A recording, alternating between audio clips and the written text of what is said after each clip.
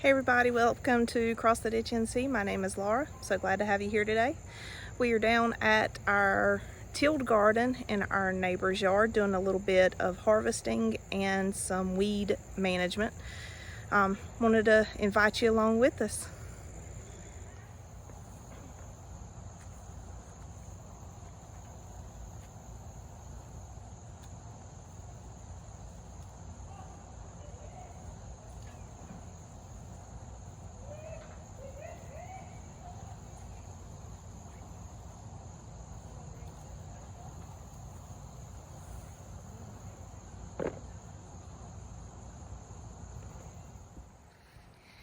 When harvesting okra, you want to wait until the pods get a little bit larger than this, but not too much larger.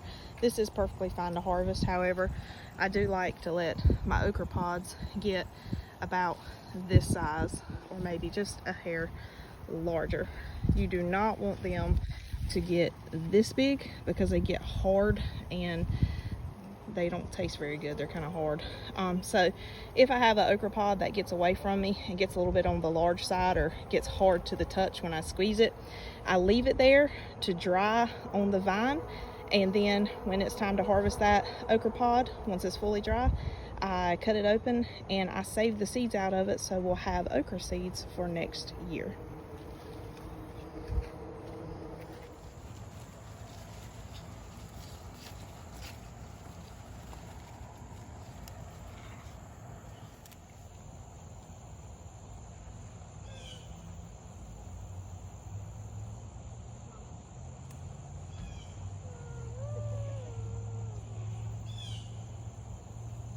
So this is our okra harvest for the day.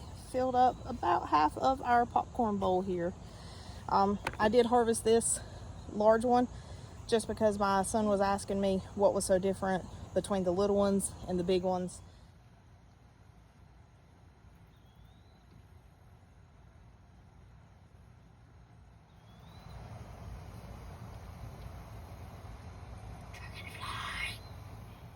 So now we're gonna pick some of these jalapeno peppers, and I'm gonna take them home and I'm going to pickle them.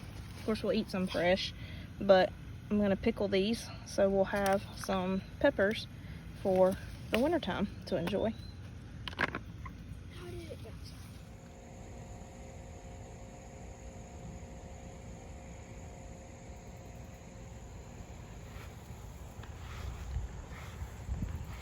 Alright, we are done at the big garden for today. I got quite a few jalapeno peppers. I'm gonna go add those to the ones that we harvested yesterday and get them on and get them washed and get them ready to be pickled. Hey everybody, it's the next day. I had to go to work last night, so I didn't have the opportunity to process the peppers. So we're gonna take care of that today. What I'm gonna be doing is making Cowboy candy. It is a pickled jalapeno pepper that's processed with a little bit of sugar to give it a sweet kick. It is really good on top of crackers. If you can eat it just as it is from the jar. You can cut the jalapeno peppers into slices, or you can dice them up and use them as a relish. So to get started, I have my half-pint jars in a pot of water, waiting for it to boil so we can sterilize those jars. I also have my canner here. We're going to do a boiling water canning method, and I am working to get the water up to temperature. We're going to get it to about 180 degrees before we start processing our peppers. And speaking of peppers, I have my peppers sitting here in the sink. I will be rinsing them off, making sure they are good and clean and ready to be processed.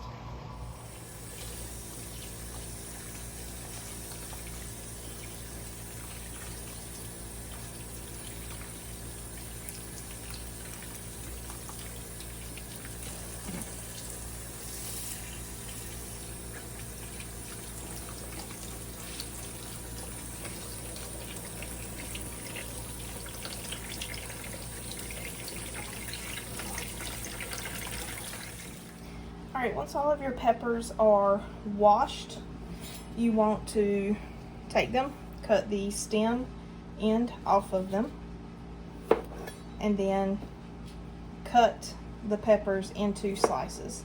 If you prefer, you can dice the peppers to have more of a relish like candied jalapeno. However, I'm going to be doing mine as slices. Be sure to wear gloves while doing this. That way you don't get the juice from the pepper on your fingers. It can make your skin tingle and burn a little bit. And then, of course, you don't want to make the mistake of touching your eye even after you wash your hands. Okay, so I have finished cutting my jalapeno peppers up into uniform slices. Once again, you can cut them into uniform slices or little circles, or you can dice them up so they'll take on more of a relish consistency. The recipe calls for 3 pounds of jalapeno peppers. However, I only had about 1.5 pounds, so I'm gonna half everything in the recipe. I will attach the recipe to the bottom of this video. That way you can reference it for the 3 pound, the original amount of the recipe. So here I have 1.5 pounds of jalapeno peppers sliced. Here I have 1 cup of cider vinegar. I have 3 cups of granulated sugar. And then we are going to add in some ground turmeric, celery seed, garlic powder, and some cayenne peppers. These are actually dragonfire cayenne peppers that we grew in our garden this year. And then as we harvest them, we dry them or we dehydrate them in our dehydrator. And then we grind them up to make powdered cayenne pepper. Pretty good stuff, has a really nice kick to it. Okay, so we are going to start our brine. I'm going to add in my cider vinegar.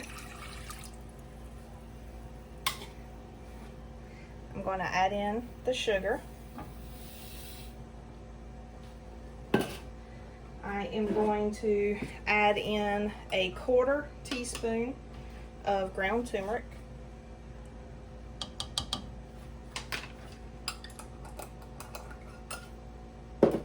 A 1/4 teaspoon of celery seed.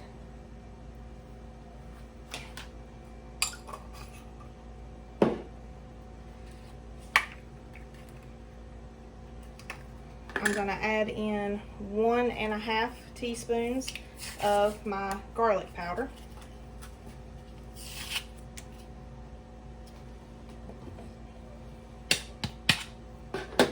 I had to open it, sorry. Alright, so 1.5 teaspoons. Half. 1 and another half. There we go. And then I'm going to add in a 1/2 teaspoon of the ground cayenne pepper. There we go.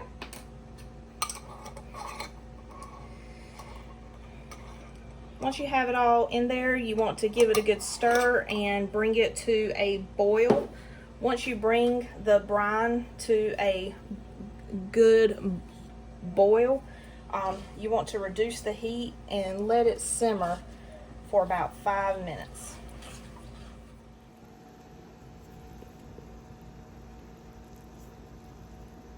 Alright, so once the syrup that you mix together comes to a boil, cut the heat back and give it a good stir and let it simmer. Alright, once the syrup has simmered for about 5 minutes, you're going to add your peppers in and let it simmer for about another 4 minutes.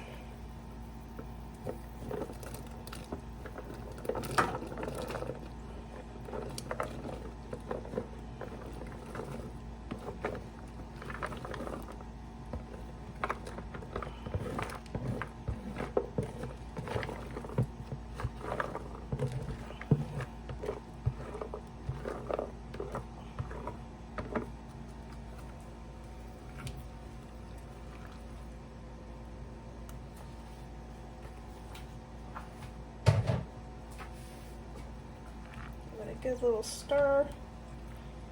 All coated.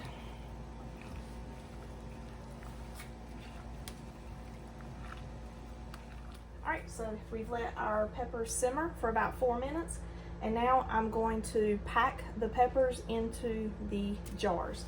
So my jars are in this pot right here where they were sterilized. So I'm going to pull them out.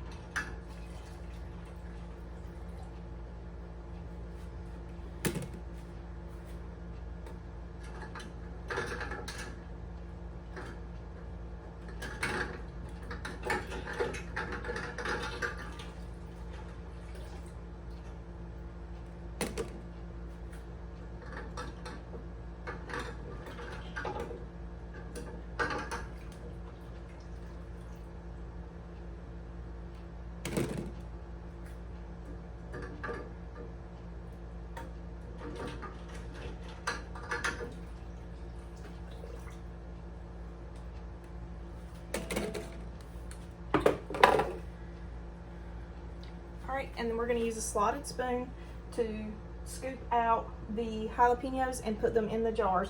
We're not going to put the syrup into the jars just yet.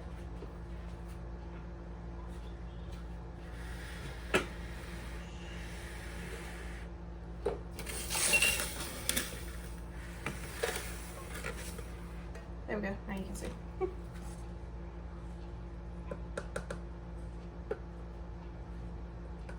Actually, I'm going to use a funnel to make this a little bit easier and a little bit less messy.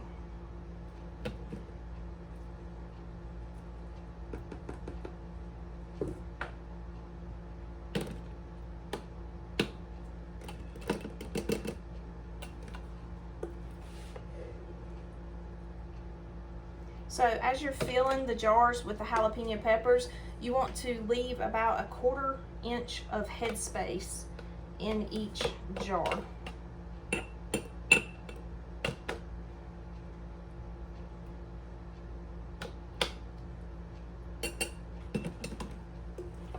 I'll probably have to go back and add just a few extra peppers to each jar to accomplish that, but we'll get it started this way for right now.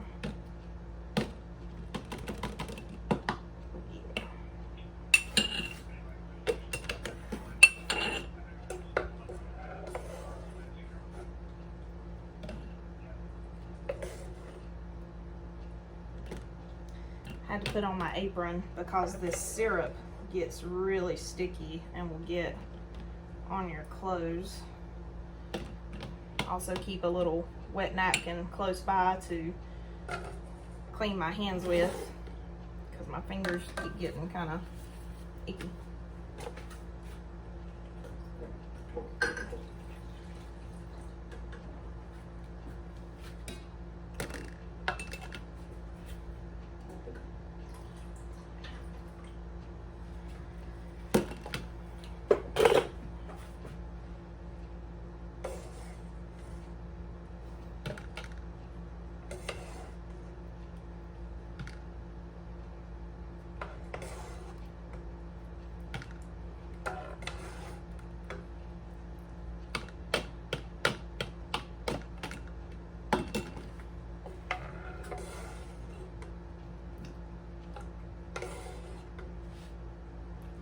I'm gonna have just enough to get 6 half-pint jars. That'll work out great.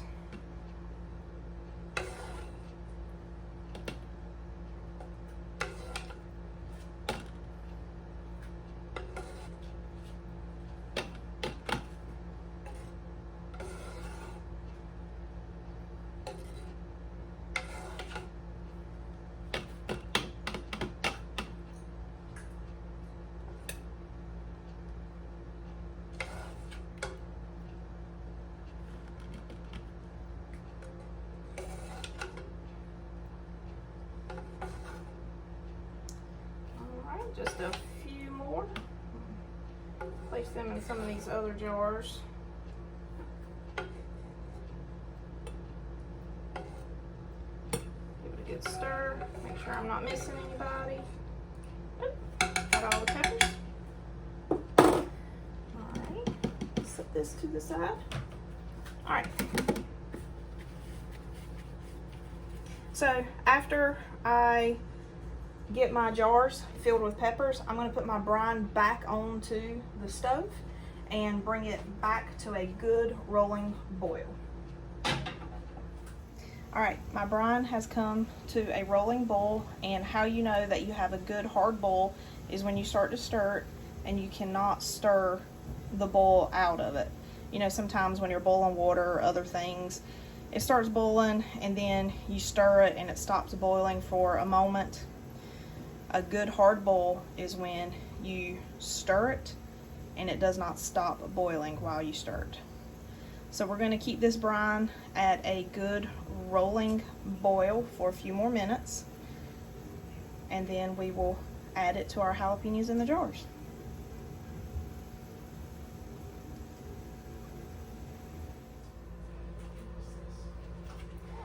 All right, once the syrup has boiled for about 6 minutes, that good hard rolling boil, you're going to remove it from the heat source, and then you're going to ladle it into each of your jars, leaving a 1/4 inch of headspace.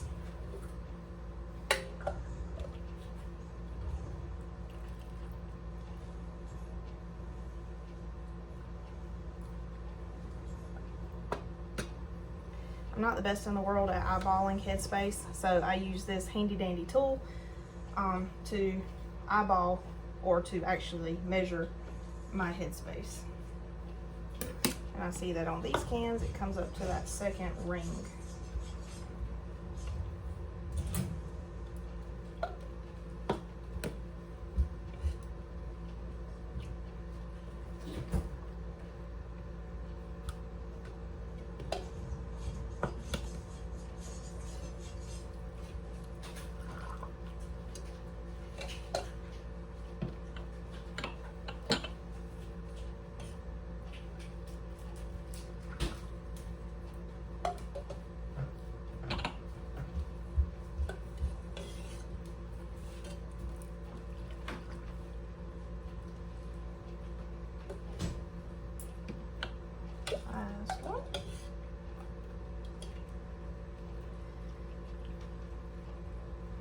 You may have some leftover brine, and if you do, go ahead and can that brine or preserve it through canning it, or you can put it in a jar and put it in the refrigerator and just use it within a week or so.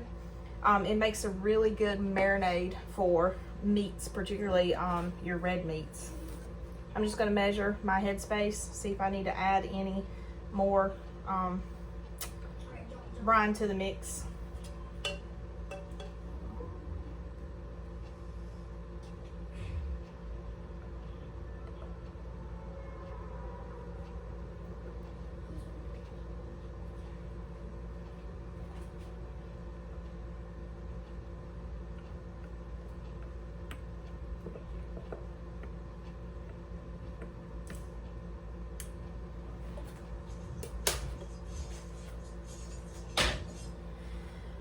All right, once you've added all of the brine to the jars, you want to push the air out of the jars.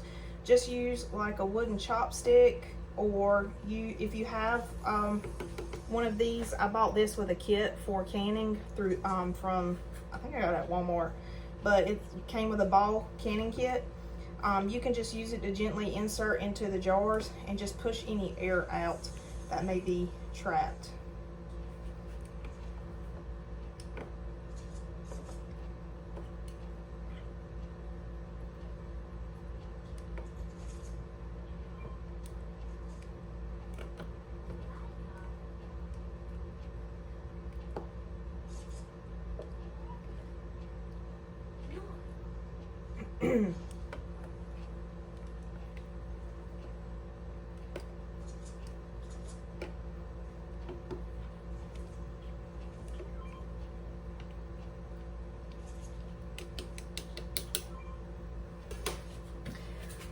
All right, once you get that done, you want to get you a clean towel or a clean paper towel and use a vinegar water solution to wipe off the rim and the side of the jars, because that syrup gets really sticky. And anytime you can or do a water bath, you want to clean the rim of the jar so you'll get a good seal. All right, so I have my vinegar water solution here. I have a clean paper towel, and I'm just going to clean the rim of each jar to get that syrup off of it. The reason that we do this is to ensure a good seal when we are canning or when we're doing a water bath. You want to get any type of residue off of that rim. Just give it a good wipe. And then we're going to get our lids. Once again, we sterilize our lids. It's a two-piece lid system. We sterilize it just like we do our jars. Tighten our ring down, just finger tight, don't have to over tighten it. And then I give the side of the jar a good wipe because I've got syrup all down the jar. All right. And you just continue the process for the rest of your jars.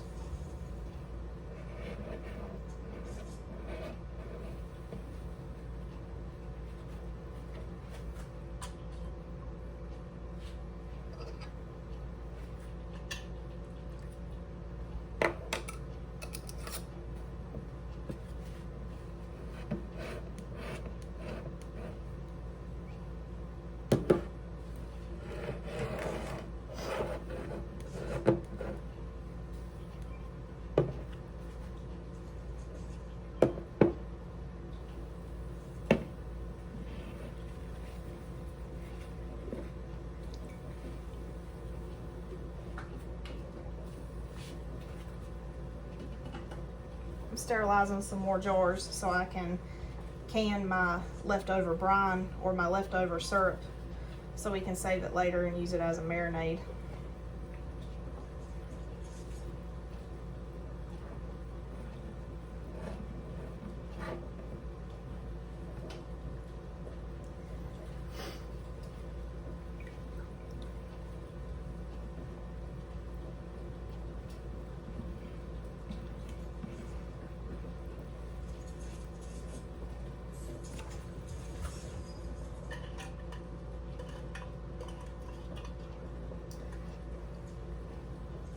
This makes getting the lids out of a pot of water, particularly if the water is still hot, a lot easier. It has a little magnet on the end of it, and you just use it to lift the lids and the rings out of the pot.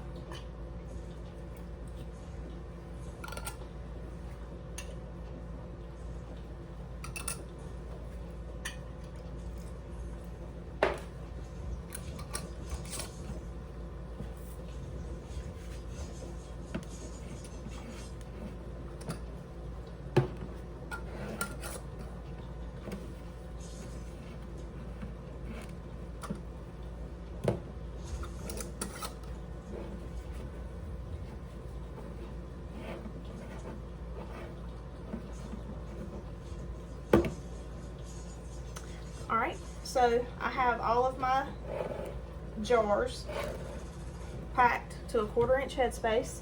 I have the lids placed on them and the rings tightened down finger tight. So now I'm going to put them into my canner, and this is going to use a boiling water method of canning these. So I'm going to use my jar lifter and place them in the canner.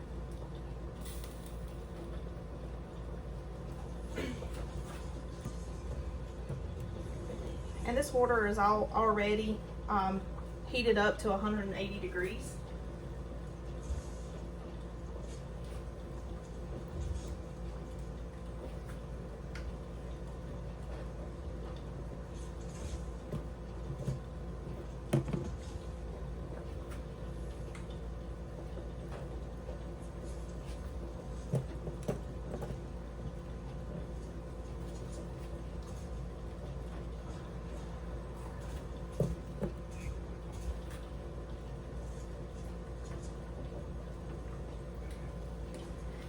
once they're in the canner, you want to make sure that there's about 2 inches of water covering the top or going over top of the jars. And then you want to bring that water to a good hard rolling boil. I am using 1/2 pint size jars, so I have 2 inches of water covering the tops of the lids of the jars, and I'm going to let this pot come to a rolling boil, and I'm going to let it sit at that rolling boil for 10 minutes. Once it is done with the 10 minutes at the rolling boil, I'm going to turn the burner off, and then I'm going to let them sit there for about 5 minutes and then take them out of the canner. Alright, so my canner is at a good rolling boil. We're going to let it boil like this for about 10 minutes. And once the 10-minute timer is up, we are going to turn the burner off, let the can sit for about 5 minutes, and then we'll remove them from the canner. Okay, so my cans have been at a rolling boil for 10 minutes, and I turned my burner off and let them sit for 5 minutes. So now we're going to remove them from the canner. We're going to sit them here on this cloth, and we're going to let it sit here for 24 hours. We're not going to bother and move them around. And then after they sit here for 24 hours, you can remove the metal rings off of the cans, and then let the cans sit unopened for a minimum of 2 weeks to really marinate and get that good flavor in there. So let's take our cans out.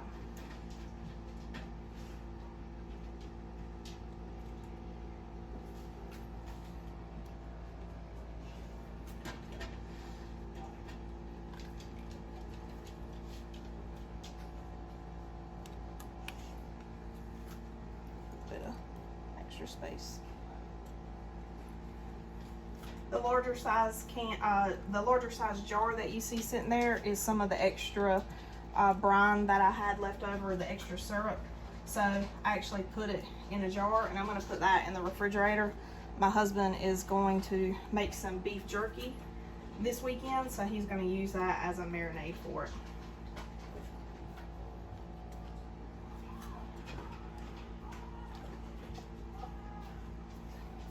And I did can some jars of brine too, so we could preserve them for using during the winter time.